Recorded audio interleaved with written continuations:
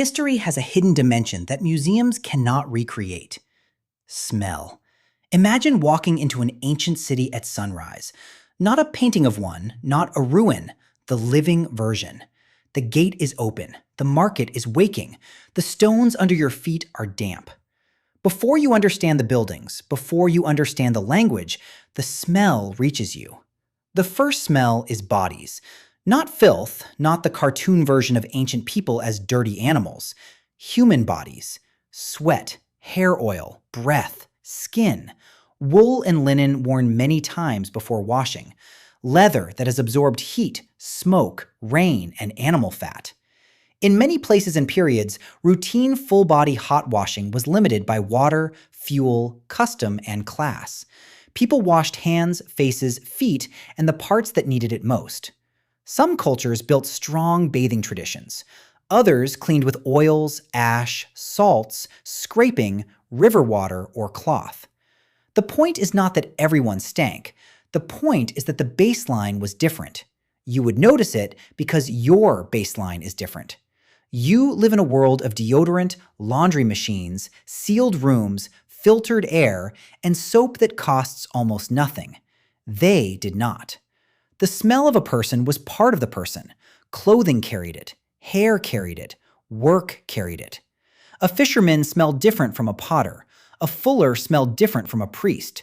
You could read a body before it spoke. Then you turn into the market, and the city changes. Animals are everywhere.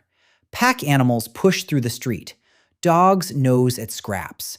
Pigs and chickens move where they are allowed, and sometimes where they are not. Somewhere nearby, meat is being butchered. Somewhere else, fish is being cleaned. Manure is not an accident here. It is part of traffic. It dries in the sun, mixes with dust, sticks to sandals, and returns as smell when the street gets wet again. Cooking sits over it like a second sky. Bread baking, meat roasting, fish frying, garlic, onions, herbs. Smoke from hearths and ovens folds into clothing and hair. The walls smell faintly of old fires. A city without electric ventilation does not let cooking vanish. It stores it. Every doorway leaks a different meal. Now the wind shifts and you smell the work. Some trades announce themselves before you see them. Tanneries, where leather is made, used substances such as urine, dung, and animal brains in different processes, and the smell could carry far enough that these trades were often pushed toward town margins. Dye shops had their own sharp mineral and plant smells. Forges smelled of hot metal and fuel. Brewers' vats smelled sweet, sour, alive. Pottery kilns smelled of fired clay. The city was not one smell, it was a map of labor. The poor often smelled of work because work clung to them. The wealthy could fight back. Perfumes and scented oils existed across the ancient world, sometimes in remarkable variety. Egyptians, Greeks, Romans, Indians, Chinese, and many others used scent for status, pleasure, ritual, and medicine. Imported resins and oils told people what you could afford before you opened your mouth. A rich person could enter a foul street holding a scented cloth and carry a private atmosphere through public air. Then you reach the temple. The smell changes on purpose. Incense, resin, cedar, myrrh, frankincense, herbs. Many temples in many cultures burned scent not as decoration, but as boundary. Ordinary air outside, sacred air inside. The god had a smell. The ritual had a smell. Sacrifice, blood, smoke, flowers, oil, wine, bread, burned offerings. All of it told the body that it had crossed from one kind of space into another. This mattered because smell was also medicine, or what people thought was medicine. For thousands of years, many cultures connected bad air with sickness.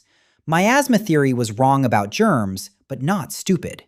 Decay, sewage, and disease really did cluster together. People did not know the microbe. They knew the smell. So cities tried to remove dead animals. Streets were swept in better neighborhoods. Sewers were built when possible. Perfumes, herbs, and incense were treated as protections. Much later, in 17th century Europe, plague doctors used herb-stuffed beak masks under the same bad air logic. The nose itself was trained differently. Ancient and modern humans likely had different smell habits and, in some cases, different sensitivities, not a simple modern decline. A person living inside a complex smell world learned distinctions you might miss. A spice merchant could judge quality by smell. A wine cellar could read age and spoilage. A healer might notice the odor of infection. A hunter could track animals partly through air and ground. Smell was information. Waste was the smell underneath everything. Chamber pots emptied into pits or streets. Drains carried water away when the city had them. Garbage piled in corners before someone moved it. Dead animals were not always removed quickly. In hot weather, this could overwhelm a modern visitor. In cold weather, it did not disappear. It waited. But to the people inside the city, this was not one cloud of disgust. It was the ordinary weather of life. Some smells were warnings. Some were comforts. Fresh bread meant food. Smoke meant heat. Incense meant the gods were being addressed. Rot meant danger. Perfume meant money. Manure meant animals. Animals meant labor. Labor meant the city was alive. Modern life has removed much of that. Sealed buildings, washed bodies, processed foods, deodorized rooms. We live in air that is, by historical standards, unusually blank. This is useful. It is also strange. A layer of information has been scrubbed away. If you stepped into the ancient city for one afternoon, the past would not feel quiet or distant. It would hit your face first. Human bodies, smoke, animals, bread, waste, incense, work, heat. The smell would not be separate from history. It would be history, entering through the nose before the mind had time to defend itself. What smell would you miss most from modern life if it vanished? Tell me below. The smell could overwhelm you. The water could kill you.